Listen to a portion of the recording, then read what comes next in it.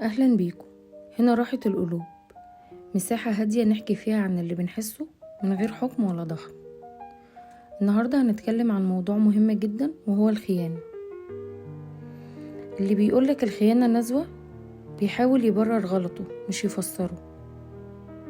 خلينا أقولها من غير لف ودوران، الخيانة مش غلطة لحظة ومش ضعف ومش ما كنتش قاصد. الخيانة سلسلة اختيارات، اختيار انه يخبي الموبايل، يمسح الشات، يكذب، يكمل ويكرر في غلطه.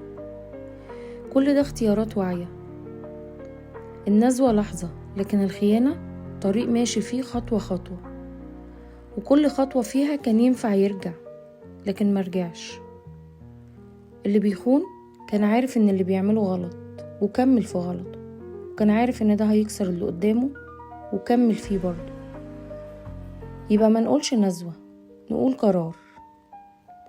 اخطر حاجة لما الخيانة تتحط في اطار انا كنت محتاج اهتمام، انتي مقصرة، الدنيا ضغطاني. لا، الضغط ما يخليش الانسان يخون، الضغط يبان في اخلاقه مش في خيانته. لو في مشكلة ممكن نتكلم، نواجه، او حتى نمشي، لكن ما نكسرش انسان ونقول اصلها نزوة. الخيانة وجعها مش في الفعل بس، وجعها في الاحساس كمان، انك ما كنتش اختيار، كنت بديل، كنت اخر واحد يعرف. فخليها قاعدة، اللي خان مرة اختار نفسه مش غصب عنه ولا غلطة لحظة. انتي رأيك ايه في موضوع الخيانة؟ هل الخيانة نزوة ولا اختيار كامل متعمد؟